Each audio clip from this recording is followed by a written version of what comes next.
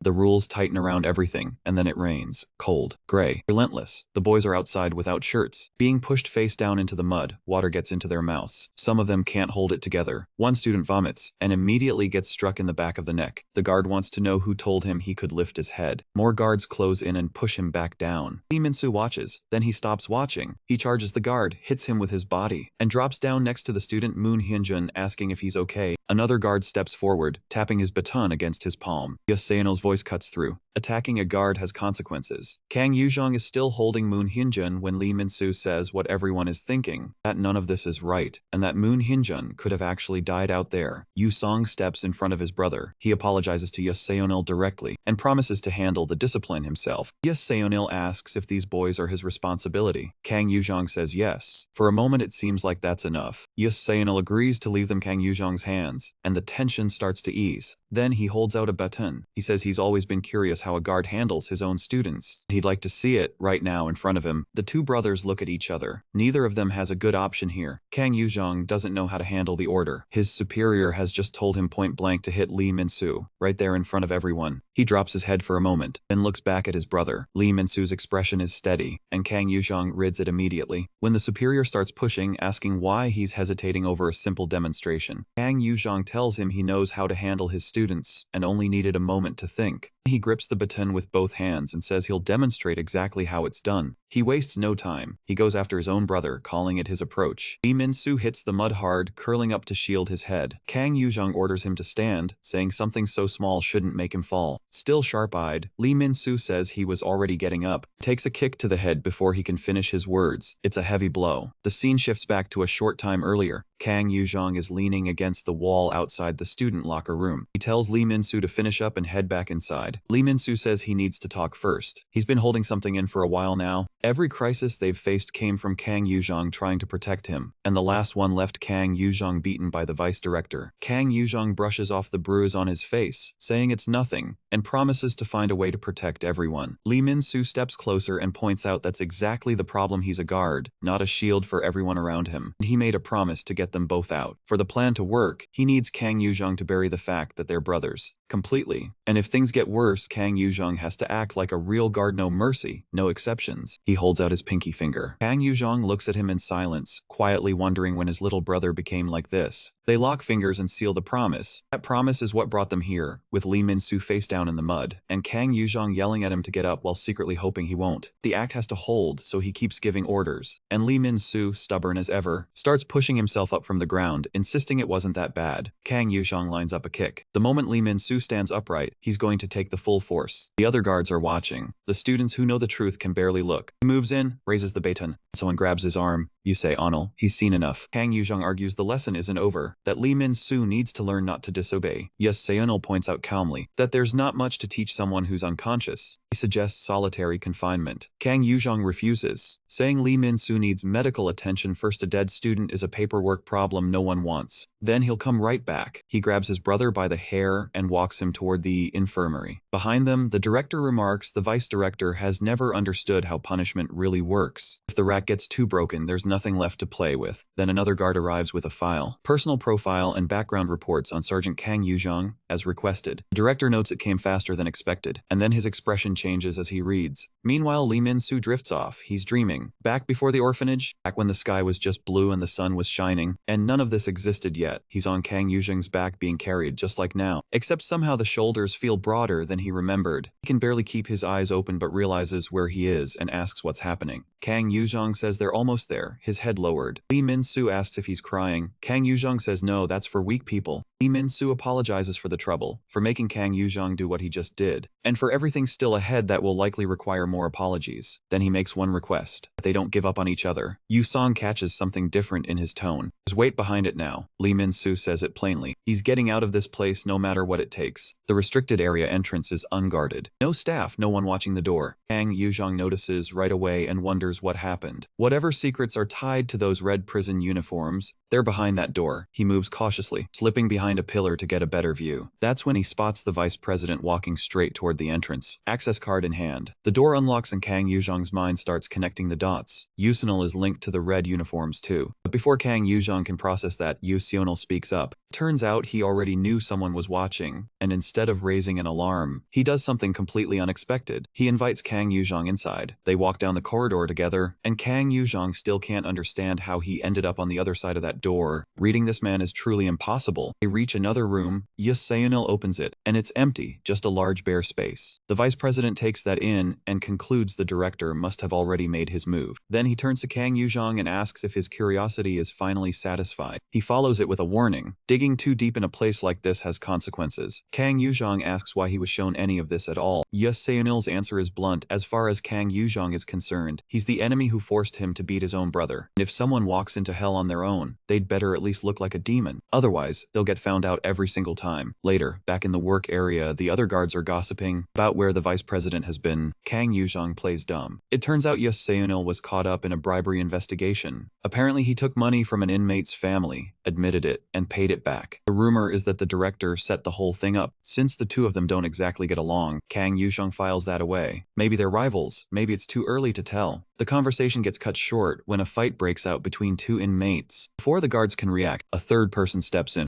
Lee Min-soo pulling the two apart with his bare hands and flashing a calm smile, telling them to save it for after work. One of the fighters doesn't appreciate the interruption and clocks him for it, telling Lee Min-soo he's nobody's leader and that he stabbed people on the outside. Lee Min-soo's response is simple. He doesn't care about the guy's past and would appreciate it if he listened while he was still being polite. That only makes things worse. The inmate swings again. Lee Min-soo drops under it, smooth and fast, and lines up a counter straight at the guy's jaw and stops it cold, just short of landing. He lets it go, tells the man he's new so he'll overlook it, but work time is work time. The guy had underestimated him for being short. He doesn't make that mistake twice. Within minutes, Lee Min-soo has everyone back in line and working. One of the guards mentions that ever since Lee Min-soo took charge of the civil engineering crew, the whole operation has been running smoother. Kang Yuzhong watches his brother and thinks about how much has changed since that phone call. Since Lee Min-soo said with total conviction that he was getting out no matter what. In the staff meeting room, Kang Yuzhong is already thinking ahead. He needs to find ways to get Lee Min-soo merit points faster. The next public service assignment turns out to be flood restoration work at a damaged village, civil engineering maintenance, and cooking classes. Seon raises the question of accountability if any inmates sent outside escapes. The director isn't worried. The last assignment went clean. So this time they'll select inmates based on merit points and guard recommendations. If it goes well, it's good press for the facility. The meeting wraps up, everyone starts filing out, except Kang Yuzhong. The director stops him. Before leaving, Seyunil glances back, suspicious. Then the doors close. Kang Yuzhong asks what he can do for the director. The man straightens Kang Yuzhong's tie, says as it was crooked, and then mentions he's always wondered what someone of Kang Yuzhong's background is doing in a place like this. He says he finally figured it out. It's about his father, Congressman Kong Man-ti, the president's biggest political rival, the very man who created this facility. The director smiles and asks whether they should really be treating such a valuable son this way, and suggests maybe Kang Yuzhong should be excused from the public service assignment entirely. Outside, the buses are rolling out through the open gates. On board, Lee Min-soo asks his friends if they've seen his brother. Sejun figures he's on another bus, then glances sideways and asks who the person next to Lee Min-soo is. Lee Min-soo looks over. Some guy he's never met in his life is fast asleep on his shoulder. Comfortable choice. Someone grabs a cooking ladle and asks what they're supposed to do next. Cooks aren't sure where to even start, because outside the situation has already turned into a full-scale war against the mud. The village got hit hard by the recent rains, record-breaking floods that left the whole area underwater. Min-soo's group moves in with a clear objective: clear the murky water and salvage what they can. Some inmates go door to door, checking for anything still worth saving. Others inspect the electrical systems, replacing fuses where needed. The cooks distribute food to whoever is nearby. Meanwhile, the man who had been sleeping on Lee Min-soo's shoulder finally wakes up. He yawns, rests his head on his hand, and wonders aloud how he ended up here. Watching Lee Min-soo work, it's hard not to notice something he leads naturally. People just follow him. He isn't trying to make it happen. It just does. But he isn't here by chance. He has a specific target. The man crouches over the pieces of a wrecked car, concluding there's nothing left worth fixing. The white-haired figure watches from a distance, quietly waiting for the right moment to move. During the break, Lee Min-soo sits down with his meal. The texture looks so questionable that he almost doesn't try it, but it's actually fine, better than expected. Before he can finish eating, an argument nearby catches his attention. An old man refuses to leave his home. The guard explains the ground is unstable after the flooding. The elderly man isn't interested in explanations. He has lived there for decades and insists he isn't going anywhere. When the guard suggests a temporary shelter, the old man calls it uncomfortable, and then goes further. He accuses the inmates of stealing his wallet. He points directly at Ga Sejun and grabs him by the collar. Ga Sejun denies it. The old man doesn't care. He says people like that never change. Seyunil watches quietly and notes that this is exactly why inmates avoid public service work. One mistake from the past, and it follows you forever, no matter what you do after. To people like this old man, those Hyong men are still criminals, full stop. Then Moon Hyunjun steps in, calm and polite. He asks if the missing item was a brown wallet, because he found one on the ground earlier and left it at the market. He apologizes for touching it, but says he was worried the mud would ruin it. The old man doesn't thank him. He just says he'll go check and warns the boy that if even a single coin is missing, there will be consequences. Ga Sejun thanks Moon Hyunjun quietly. The boy simply says he told the truth. A woman comes over with a bowl of corn on the cob, offers some to the boys, and tells them not to take the old man's behavior personally. He has been like that ever since an accident involving some Hyong guys on a motorcycle. Ga Sejun takes a cob and eats. She smiles and asks if it's good. He says it's really good, and he means it. Cut to the Minyan Volunteer Services office. Guards sit at their desks, handling routine work. One of them takes off his headphones. It's Kang Yuzhong, reassigned here after being pulled from the public service mission. He figured it would happen eventually. His father being a congressman wasn't exactly a secret. He remembers the director's face when he said it, that cold smile, the certainty in his voice. Kang Yuzhong was out, and the director framed it as cutting the problem off before it grew. What that tells us, the director still doesn't know that Lee Min-soo and Kang Yuzhong are brothers, but Seyunil does. Kang Yuzhong remembers that conversation. The vice president admitted he knew that the older brother had punished the younger one that day. What Kang Yuzhong can't figure out is how he found that out or what he actually wants. He decides he's going to get both answers. Back at the site, a guard approaches Seyunil. Everyone is gathered, and another heavy rain is coming. They are moving to the temporary shelter for the night. All the inmates are GPS tracked, so there's no room for any funny business. Seyunil looks at the sky and hopes nothing goes wrong. It does. The water rises fast, and mud starts pouring down from the mountains. A full landslide hits the old man's house directly. Guards drag him away from the collapsing structure, but he fights them the entire time. Then he screams something that stops everyone cold. His wife is still inside. She couldn't get out. Her leg. Seyunil immediately orders a rescue team and tells everyone to keep the inmates back. The mud keeps coming. The house could go at any second. Then someone crouches down and ties their shoelace. Lee Min-soo watches and asks Ga Sejun what he thinks he's doing. The look on Ga Sejun's face answers the question before he does. And before anyone can stop him, he's already running straight toward the house. Lee Min-soo shouts after him that it's too dangerous. But Ga Sejun isn't turning back. The rain doesn't let up, and neither does Ga Sejun. Before Lee Min-soo can even speak, he's already heading toward the house. Inside, the ceiling is losing its battle with gravity, mud forcing its way through every crack. Ga Sejun kicks the door open and shouts for the elderly woman. No response. Then a piece of debris falls right onto his head, not serious, but a clear warning of what could happen next. Outside, the woman's husband can barely be restrained by the police, screaming her name into the rain. Yahello is on the phone demanding a helicopter since the roads are completely gone. Then his colleague delivers the news no one wanted to hear. Some kids went inside. Yahello asks who the answer is. Ga Sejun and his friend, who apparently couldn't stand by while someone walked into a collapsing building. Lee Min-soo went in after him. Lee Min-soo pulls Ga Sejun out of the way, just as the ceiling where he stood comes crashing down. When Ga Sejun asks why he followed him inside, Min-soo keeps it simple. He's the class leader, and some idiot was heading toward his own death. That's his problem to handle. He adds they can argue about it later, because they still haven't found the woman. They check the one area of the house they haven't searched yet, and that's where they find her unconscious, buried beneath rubble. They work together to clear the debris off her. Ga Sejun lifts her up. She's still breathing, and the rest of the structure begins to give way. From outside, the other kids watch the roof cave in with Ga Sejun and Lee Min-soo still inside. One of them doesn't just stand there. He gets his hands under the fallen structure and starts pushing. It's a heavy roof, and everyone can see the toll such effort takes. Then another pair of hands joins in. Now two of them are straining together. The first boy's face shows visible veins from the strain. Cooking class leader is already on the move, and once he starts, the rest of his class follows. The maintenance crew decides they won't be the ones who just stood by. Everyone gets their hands on it. Inside, Ga Sejun sees light breaking through. They get out, both of them, along with the old woman. The group moves quickly to get her clear before the rest of the house falls. They make it, and for a brief moment, everyone wants to celebrate. The cooking class leader immediately shuts that down, telling them to run because the structure is still unstable. They clear the area just in time to watch the house completely collapse. A while later, an ambulance arrives. The husband stays right by his wife's side, holding her hand and telling her to hold on. She regains consciousness, confused, asking how she's still alive. He has no good answer, only relief. Yes, Seonil's colleague raises the obvious question. Shouldn't the boys be punished for ignoring orders? Then he adds something else. While Yasenil was away, these kids changed, not because of the adults running the program, but because of what happened after Lee Min-soo showed up. Whoever is actually reaching them, it's not the staff. The next day arrives as if nothing happened. Clear sky, fresh air, the kind of weather that makes yesterday feel like another world. The detainees are still on public service duty, except now the volunteer women have joined them, and the villagers are looking at them differently. Someone is already trying to feed them. One guard protests that she shouldn't be doing that. She puts a spoonful in his mouth anyway. Nearby, a radio report mentions that Moon Ho-shik, president of the Yuksung group, has once again missed his court appearance, citing chronic illness. Some of the older men listening wave Hu-jun over to eat and rest. He turns around and accepts. Elsewhere, Gossamin shows up carrying fruit punch and ice. Ga Sejun isn't completely surprised. He had a feeling she'd come since Kang Yuzong couldn't make it. She ruffles his hair and says she's proud of him for saving the old woman, especially since he once claimed he couldn't stand elderly people. Ga Sejun doesn't deny it. He just says he couldn't ignore someone who had been kind to him. Gossamin calls it good work but adds one condition. He needs to stop throwing himself into danger like that. Ga Sejun looks down at the drink she brought him and says nothing. As night falls, the group settles into the gymnasium.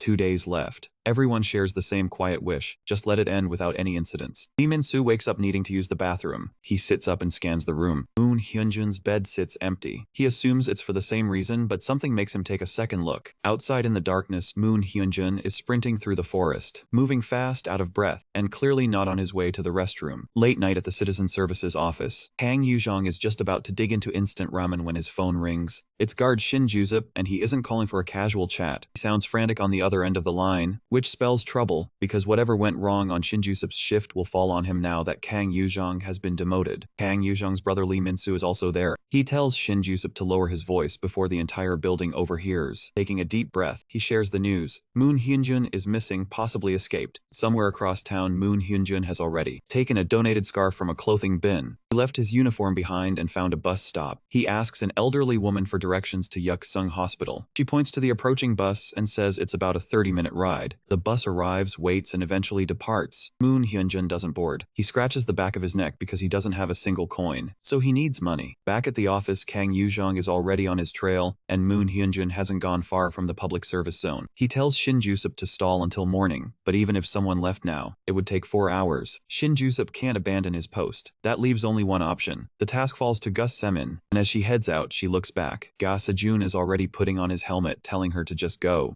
He's thinking about the apology he never got to give to Moon Hyunjun. Meanwhile, a news report airs about the Yuksung Group chairman missing his court date. Someone nearby mutters that he's faking it to avoid the verdict. Right beside the TV, Moon Hyunjun crouches by a vending machine, fishing for loose change. He has 51 won. He needs 300 more. Bald man walks over and offers to pay. He calls it a secret friend arrangement somewhere fun. Just the two of them. Moon Hyunjun says the place doesn't sound like much fun. Then he notices the look on the man's face. He decides not to stick around and runs. After putting enough distance between himself and that scene, he leans against a wall to catch his breath. The last bus is about to leave, and he still has no money. That's when he spots a homeless man sleeping nearby with a cup of coins in front of him. An idea takes shape. Moon Hyunjun reaches toward the cup. The man opens his eyes. He wasn't asleep at all. He just smiles and tells Hyunjun to take it if he needs it. Moon Hyunjun hesitates and says the man must have it worse than him. The man looks him over and disagrees. He says just pay it back 10 times over someday. They'll be even. Moon Hyunjun takes the loan. On the other side of the city, Gus Semin and Ga Sejun reach the GPS coordinates and find nothing. Moon Hyunjun has already moved. Then Ga Sejun hears shouting nearby. 3 guys are beating someone up and demanding money. He's ready to let it go and keep moving. But then Gus Semin hears something that stops her. Moon Hyunjun has grabbed one of the attackers and is telling them to leave the man alone. He takes a punch to the head for it. The siblings look at each other. They found him. Moon Hyunjun wasn't letting go. He kept holding the guy back, begging him not to hit the homeless man, while the guy complained the kid would ruin his clothes. Then another member of the group wound up for a punch, and Moon Hyunjun never saw it coming. No time to dodge. But Ga Sejun appeared right on time, catching the guy's arm and telling him to leave the man alone and walk away. The problem was that while Ga Sejun handled one of them, the others had moved toward his sister, throwing out lines that made you cringe on their behalf. That was enough to flip a switch. He said June and told all 3 to come at him at once. They took him up on it. They probably shouldn't have. A little while later, with swollen and thoroughly rearranged faces, all 3 were apologizing. Moon Hyunjun went over to check on the homeless man who said he was fine. He added that getting beaten up was basically part of his daily routine, and he thanked the kid for stepping in. Then Gus Semin ended the moment quickly, calling Moon Hyunjun over. She told him she had no idea what he was planning, but she said if they went back now, none of this would have to be reported. They could keep everything under wraps. Meanwhile, Gus Semin was on the phone with Yu Song, explaining that she had tracked down the fugitive. She couldn't return right away. Something unexpected had come up. They needed to make a quick stop first. Kang Yusong said that was fine. However, he warned her there was a bigger issue on their side. The warden was already in a jeep, heading out to inspect the public service area. Time was running out. The group reached the hospital and parked their bikes. Moon Hyunjun's father was on the 16th floor, the kind of floor that isn't used for regular patients. As it turned out, the hospital itself belonged to Moon Hyunjun's family. It was one of several they owned. Ga Sejun found this increasingly difficult to grasp. Guy had already said his father owned the EVA world and the Dottie Tower, and Ga Sejun had dismissed it as an exaggeration. He wasn't so sure anymore. When they stepped off the elevator on the 16th floor, Ga Sejun noticed the hallway was lined with security guards. He actually wondered if they had gotten off at the wrong floor. Moon Hyunjun walked out calmly and told him he had never lied about any of it, and the moment his feet touched the corridor, every single guard bowed. Moon Hyunjun politely asked to see his father. Back on his end, Kang Yuzhong was tracking Moon Hyunjun's location using GPS. The warden still had about 2 hours of travel ahead, but that probably wasn't enough time, so Kang Yuzhong started thinking of ways to slow him down. First, he arranged a military night exercise. A tank flying the Korean flag was parked squarely in the middle of the road. Then, after the driver found a detour, a cycling group blocked the only remaining route with no way around. The warden, as it happened, used to be president of the local cycling club, so at least he wasn't furious. But these were only small delays. Kang Yuzhong knew he was buying minutes, not hours, and whatever was happening inside that hospital needed to finish quickly. Inside, a white-haired man stood with his back to the window. Moon Hyunjun said he heard his father had collapsed and asked if he was okay. Man explained he was fine, just keeping a low profile while certain people tried to corner him. Moon Hyunjun smiled, said he had been worried, and that he was relieved to hear it. Then the man turned and asked what Moon Hyunjun was even doing there. He was supposed to be at the reformatory. Moon Hyunjun said he had been worried, and that his father had promised to get him out quickly. Then he went silent. The man's response was blunt. Wasn't it natural to be punished after what he'd done? Running around in a group, beating up other kids, doing things no decent person should do, and going even further, taking someone's life. Even with all his influence in politics and business, that wasn't something you could just make disappear. Moon Hyunjun said he was right. If he had done something wrong, he should be punished. But then his voice broke. He said that yes, punishment made sense, but that wasn't actually what had happened, because on the day of the incident, he hadn't been alone. So he asked quietly why he was the only one being punished, and not Hyong. Moon Hyunjun's childhood wasn't just unhappy. It was a lesson in how a family decides who matters and who doesn't. He and his sister ate at a separate table with fewer dishes, while his grandfather,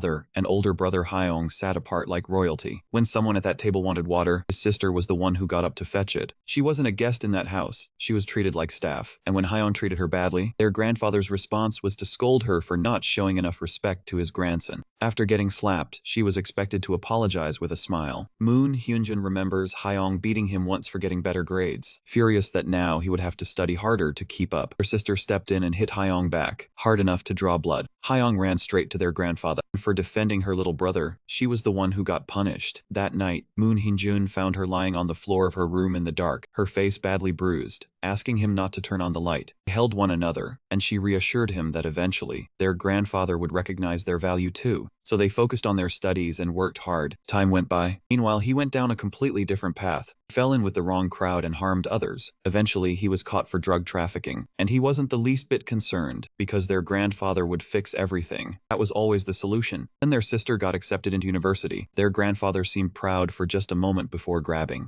her by the arms and telling her that as the eldest daughter, she had responsibilities. Specifically, she had to do whatever it took to cover for Hyung. If she refused, he would ask Moon Hyunjin instead. That day, she stepped into oncoming traffic. The family didn't see it as a tragedy. She ended up in a vegetative state, and they held her responsible for every crime Hyung had committed. Moon Hyunjin was still trying to process everything when he spotted Hyung in the hallway, kicking a boy down a flight of stairs. Hyung had decided this kid was to blame for exposing his crimes, and by extension, for what happened to their sister. The boy died, and Hyung's only response was that he deserved it. Moon Hyunjin, panicking, asked what they should do now. Hyung leaned in and told him he already knew the answer, and he did.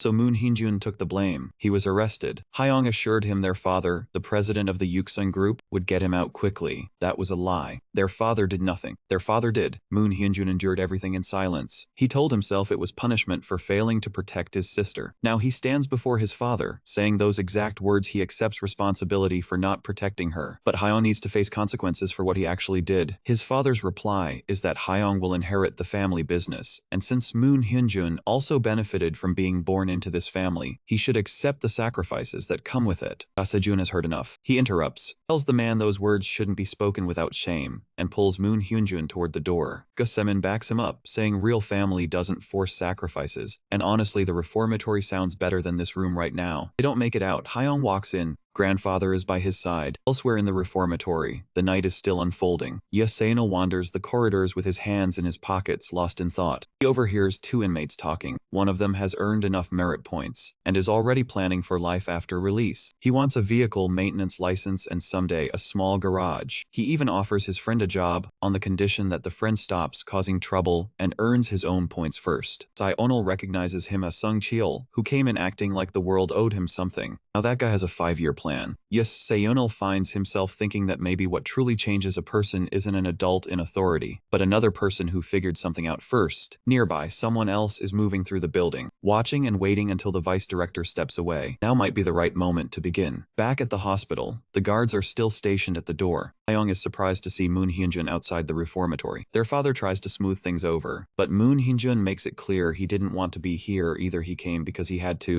Hyung, unfazed, casually mentions that he beat someone up while drinking, but nobody knows it was him yet. Their grandfather immediately approaches Moon Hyunjun, framing it as another chance to do his brother a favor. Then Hyung notices Semin. He doesn't think. He just grabs her and says he likes her style. Sejun goes stiff. Semin doesn't hesitate. She swings her helmet directly into Hyung's face, sending him flying. Sejun and Moon Hyunjun stare in shock. So do the grandfather and the father. Semin looks down at Hyung. In a voice that leaves no room for doubt, she asks where exactly he thought he was putting his hand, and whether he wants to find out what happens next. Grandfather's reaction to Semin knocking his grandson away is immediate. He starts screaming at her, calling her every name he can think of. Semin doesn't flinch. She shrugs it off and points out the obvious. His grandson had his hands on her, and apparently the old man completely missed that part. Both the grandfather and Hyung's father are shocked by how she talks back, and they demand to know exactly how she was brought up. Semin gives them a blunt answer. Her parents divorced early. She was homeschooled, and she learned the basics: don't fight with siblings, share, and know when to back down. Then she adds, without much emotion, that the prodigy Hyung seems to have missed all of those lessons. The grandfather admits his hearing isn't great and asks his son to translate. His son doesn't bother. He just points to the door and tells them to leave while he's still being civil. That's when Hyun stands up and makes it clear they aren't going anywhere. He grabs an ivy pole and swings it at Semin. Sejun panics, while the grandfather is practically cheering him on.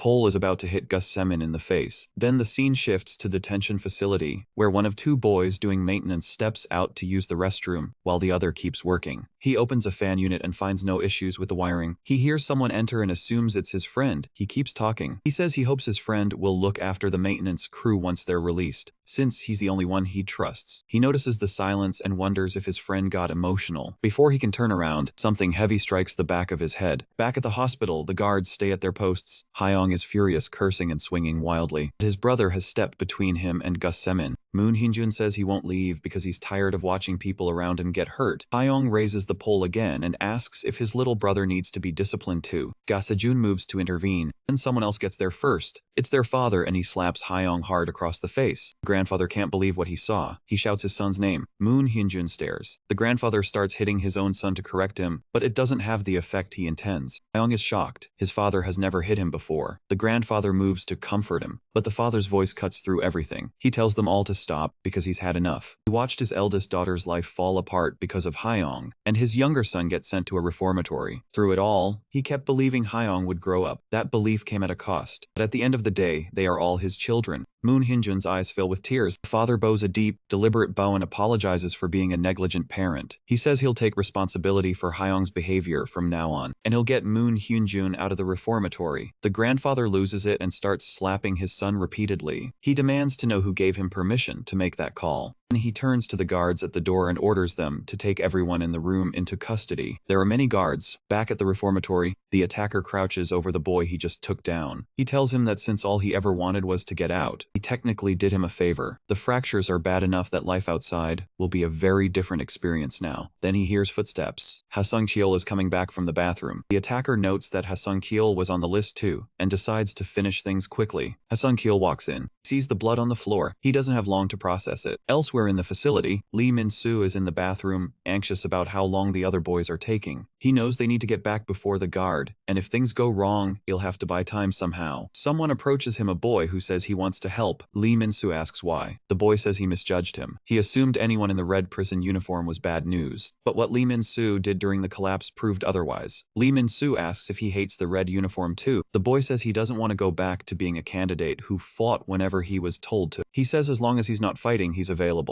Lee Min-soo appreciates the offer. He just wishes the kid had chosen a better moment for this conversation. Back in the maintenance room, the tool hits the floor. The attacker stands over two bodies, and a guard who got caught in it too. His hands are red. The damage is severe. Yuseno lights a cigarette alone in a corner, letting the smoke do the thinking for him. A guard walks over and points out he'd quit. Yuseno tells him that if he had faced an unfair trial, his colleague would also pick it back up. The guard admits he was gone for so long that people started to wonder if he had switched sides and joined the director. The vice director places a hand on his shoulder and says that is actually quite helpful. That is exactly why they assigned the guard to watch him, though the red prison uniforms have not come up yet. Yuseno points out that silence might be the director's greatest weakness. He asks if they have found Moon Hyunjun, because he heard the guard shouting into the phone. The vice director warns that if the director finds out, he will use management negligence as a shield, so the smart move is to pretend nothing happened. Kang Yushang bought them some time by delaying the director's arrival, so the incident needs to be resolved before he lands. Cyanel says that would be ideal, but things rarely go as smoothly as we'd like. Right on schedule, a helicopter appears overhead. His colleague tells him he is going to check on Moon Hyunjun's whereabouts, and then heads off, leaving Cyanel with very few options left to buy more time. The director spots the vice director from above and waves down to him cheerfully. Somewhere nearby, a guard twists into an awkward pose while trying to get the shot right. The director and another man hold up a generous check for flood relief. There is also a photo with Lee Min-soo. The director is clearly milking the moment for all it's worth, and the guard says the photo looks great because the subject is just so photogenic. Then the protagonist walks over and asks bluntly if they're really getting 50 merit points, since that's more than what voluntary service earns. The director says 50 is actually underselling it, considering the kids saved a life and the press coverage will be excellent. He adds that the release review isn't far off and urges him to keep pushing just a little longer. Deep down, the director knows that review is never going to happen. Back in the room where the attacks occurred, the injured guard's phone begins to ring. He can't answer it and Seono starts to feel uneasy. The man should should have returned by now, and if he doesn't show up soon, everything is going to fall apart quickly. The director notices Ga Sejun is missing and insists they need a photo with him too. Lee Min-soo covers by saying Ga Sejun probably has a stomach ache, but the director mentions he didn't see anyone in the bathroom, so Lee Min-soo says he must have gone upstairs. The director tells the vice director to go check something feels off. Yes Seonil at this point has quietly accepted that getting caught is likely unavoidable. He laughs it off, stops trying to reach his colleague and lets it go. The director asks why he's just standing there instead of going after the kid. Yes Seonil tells him there's no need, because the kid is standing right behind him. Ga Sejun apologizes for being late, and the relief on Lee Min-soo's face is immediate. Ga Sejun explains he took longer in the bathroom constipation. He says, completely straight-faced. Then we see what actually happened a few minutes earlier at the hospital, and the security team moved in on the boys. Moon Hyunjin's father stepped in front of them and ordered them to stand down. Behind him, the grandfather was shouting that anyone who disobeyed would be fired. The guards held their ground anyway. They answer to the president. Grandfather shot back that the man is only acting as president, and that he ultimately answers to him, and once he reclaims the position, things will go back to how they were. That's when the father reached his limit. He grabbed his father by both arms and told him with everything he had to stop. The old man couldn't understand why his son was acting this way, since everything he'd done was for the eldest grandson's sake, but the father laid it out plainly. That grandson sold out his own siblings without a second thought. His innocent eldest daughter is now in a vegetative state. Moon Hyunjin ended up in a reformatory, and yet they are also his grandchildren. They are also precious to him. The grandfather didn't hear it. He said this is exactly why the other siblings need to understand that the eldest must succeed for the family. Then the guards pulled him away on the president's orders, and the father promised Moon Hyunjin he would find a way to get him out. As the boy turned to leave, the man told him simply that he was glad to see him well. Back in the present, Ga Sejun is in the photo with the director. Lee Min-soo quietly asks Moon Hyunjin what happened, whether it's resolved. Moon Hyunjin says yes and apologizes for the trouble. Lee Min-soo pulls him into a hug and tells him not to feel bad about it now. They just need to stack their merit points and get out of there. And a loud noise cuts through everything. Everyone near the photo op hears it. Lee Min-soo and Moon Hyunjin run toward the sound and end up just outside the room where the attacks happen. One of the guards is screaming. The two boys move closer to look. What Lee Min-soo sees stops him cold. Two bodies on the ground. Seonil immediately orders the boys out and moves to check on the guard. Shin Ju-sup has no pulse. The vice director can't make sense of what he's looking at. Taegu Hyung, on the other hand, is still showing signs of life. Sung Chol asks who did this. The boy says he couldn't see clearly, but he gets one word out. Civil. The attacker was from the civil engineering group, and they had one distinctive feature. The boy manages to add long hair. The boy managed to give them something to work with. Long hair, civil engineering. That's when the ambulance call gets announced, and the director pivots fast, turning the whole thing into an interrogation about Ga Sejun's whereabouts. The accusation is barely veiled. Moon Hyunjin panics and tries to defend Ga Sejun, but the long-haired guy cuts him off. And right at that moment, Moon Hyunjin's face says it all. He can't believe his friend is actually going along with this. If Sejin stays quiet and runs, he doesn't just seem guilty. Looks like a killer. Lee Min-soo steps in too, insisting the description doesn't match Ga Sejun, and he actually has something. He remembers a long-haired guy who fell asleep on his shoulder during the community service ride. He was sitting right next to him. Lee Min-soo even recalls his name, Hyoshin. But Yoseonil checks the records on his phone and finds nothing. No long-haired inmates on the public service list. No one named Hyoshin. The director turns to Lee Min-soo with that look, kind that says he's already made up his mind, and warns him that covering for a friend is a quick way to end up in trouble too. The vice director starts wondering if this whole situation was the director's plan from the very beginning. Sung-chul, still holding his friend, processes everything being said and lands on the conclusion everyone is pushing him toward. Ga Sejun is the suspect. He completely loses it and throws a punch straight at the long-haired guy's face. The guards grab him immediately, but he keeps fighting, doubting that Sejun did everything right, that he was about to be released and had never caused a single incident. They drag him out as he keeps yelling. The ambulance arrives right after. By the next morning, when the inmates returned from community service, the outcome was already decided. Ga Sejun was sent to solitary confinement pending the investigation, and he wasn't alone. Sung-chul got the same punishment for the assault. He was so consumed by rage that all he could think about was getting back at Ga Sejun. Park Taegu, the maintenance team leader, was moved to a hospital. He would survive, but the nerve damage to his arm meant he lost fine motor control. Word was that he had been close to being released. And there's the funeral, a military salute, a grave, a child telling their father not to cry, promising to take care of their mother. The woman breaks down. Every staff member from the reformatory came to pay respects to the guard who died. The director kept his eyes down the whole time, never meeting anyone's gaze. Kang Yuzhong was there too, watching, and Seonil couldn't shake the feeling that something about all of this felt deeply wrong. The first to say they should leave, Kang Yuzhong watches every move he makes. Back at the reformatory, Sienel walks the corridors, gradually slows down until he stops completely. He leans against the wall, slides down, and ends up on his knees on the floor, apologizing to guard Shin. Elsewhere in the building, Lee Min-soo is working with wood and a saw, turning things over in his head. Ga-sejun is in solitary, Shin is dead, and Lee Min-soo is certain the long-haired guy is behind all of it. He remembers the face clearly. What he can't figure out is how the guy just disappeared. Bucktooth walks over and says he doesn't even have to ask what's bothering him, it's obvious. Then he lays it out. There's been a pattern. Inmates who've earned merit points or are close to release keep ending up seriously injured, and there's only one person who could erase someone named Park Hyo-chin from every record, the director, which means this whole thing likely goes through the red uniforms. Cut to restricted area. Our guards posted outside. Inside, two people are talking, relieved to be back, complaining that hiding somewhere without the vice director knowing was suffocating. Now the vice director is suspended and working from home indefinitely because someone has to take the fall. Someone caused the accident, and someone else gets the punishment.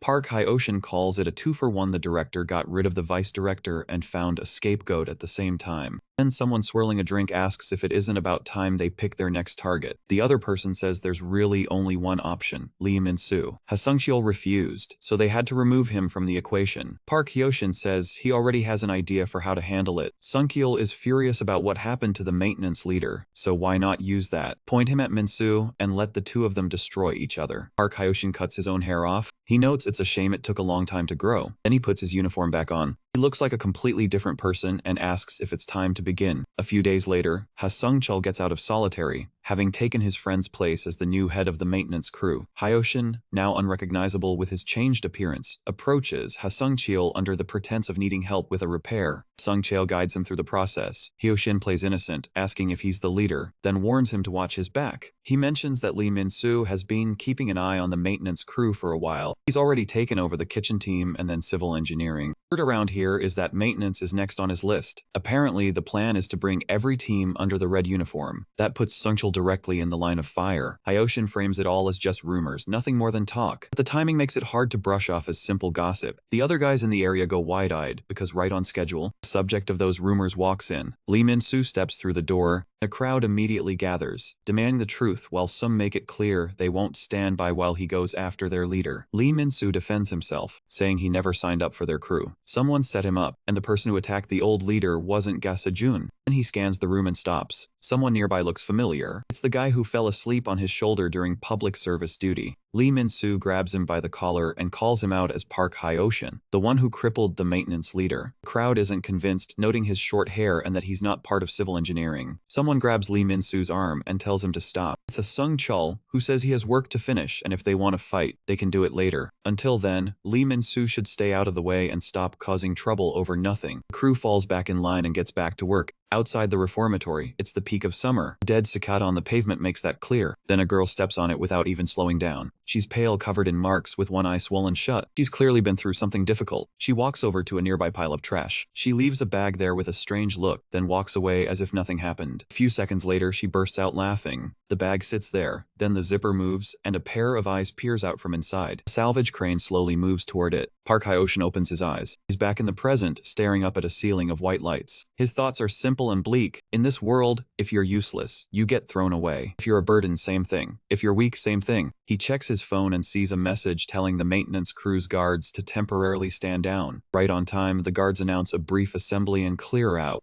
No one watching, Lee Min-soo and Ha-sung-cheol are face to face. Hyo-shin thinks about how he got here, how he made himself useful to avoid being discarded. Lee Min-soo moves first, throwing Ha-sung-cheol's earlier promise back at him. The one where he said he'd help with anything as long as it didn't involve fighting. Ha-sung-cheol replies that this doesn't qualify as help by any definition. Hyo-shin watches the fight, wondering which of them will end up thrown away. Both are going all out. Then, without warning, they stop fighting each other, and they both strike Hyo-shin at the same time. He didn't see that coming, and neither did anyone else. The two stand side by side, staring him down. The night ends with Hyo-shin on the ground, and the two boys standing over him. Lee Min-soo's plan is simple: hand him over to the guards and let the truth come out. But before that can happen, someone walks in and kills the mood entirely. A red uniform. Everyone in the room knows what that means, and no one looks happy about it. The guy wearing it is Hyong, blonde, almost casual. The first thing he does is comment that he expected more from Hyo-shin. Hyo-shin recognizes the voice right away. The blonde tells him he's come to take him away. Then he asks with a smile if his former colleague is happy to see him. Lee Min-soo cuts in and says he won't hand Hyo-shin over to anyone. He needs him to clear his friend's name. The blonde man man almost sounds bored. He says he's not here to rescue anyone. He and Hyoshin aren't that close, but the kid did stir up a lot of trouble. That hits hard because Hyoshin suddenly recalls something. Conversation about how the murder during a public event made the vice director untouchable. But it also turned the whole incident into a liability, one that leads back to the director. Which means Hyoshin, who knows too much, needs to vanish. He pieces it together quickly, maybe too quickly, because his next move is to throw a punch at the blonde. The blonde doesn't even flinch. He sidesteps it with ease. Says he was hoping Hyoshin had a working brain, then he drops him to the floor with a single hit. Hard enough that Lee Min-soo just stands there, trying to process what he just saw. He couldn't even follow the dodge. Blonde grabs Hyoshin by the hair and starts dragging him out, mentioning he has things to take care of. Lee Min-soo tells him he's not leaving. The blonde's response is a kick to the head, so fast that Lee Min-soo doesn't see it coming. But he takes it, stays on his feet, and swings back. The blonde keeps deflecting the blows. He's genuinely curious. He asks if Lee Min-soo trained with someone or figured it out on his own. He calls it a good sign that he chose him as a candidate. Lee Min-soo makes it very clear how he feels about being anyone's candidate. He says it loudly, and one of his punches actually grazes the blonde's face.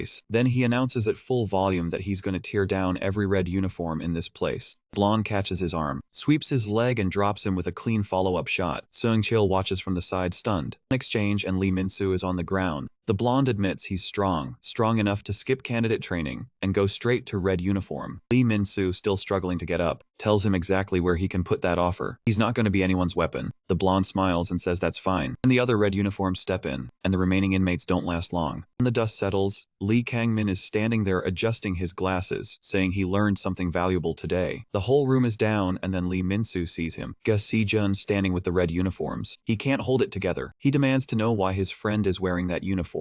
Blonde explains it simply. They always had two candidates. When Lee Min-soo refused, the other one said yes. Lee Min-soo looks straight at Ga Si-jun and asks him directly. Ga Si-jun doesn't answer. He just keeps walking as the others carry Hyoshin out. Lee Min-soo stays on the ground, surrounded by bodies, and keeps asking why. Nobody answers. Across town, the scene is quieter. Ga Se-min is fixing Kang Yuzhong's tie. Apparently, this happens often. She asks what the occasion is. His father wants to introduce him to someone important. She squeezes his cheeks and tells him to look less miserable about it. He apologizes and says he's just worried because there's been no news from the reformatory. She holds him and tells him she understands that she's worried too, but they have to stay strong and do their part from the outside. He agrees. Then she asks about the investigation. The real culprit who framed Lee Min-soo. The lead is a limited edition sneaker. 50 pairs that were never sold domestically, which makes the distribution nearly impossible to trace. The only real option is finding someone who saw those shoes in person. Expensive sneakers always get noticed, so it's not a dead end, and they've offered a reward for information. Then Gus Se-min's phone lights up. Someone is asking if the reward is legitimate, because they spotted those shoes at school.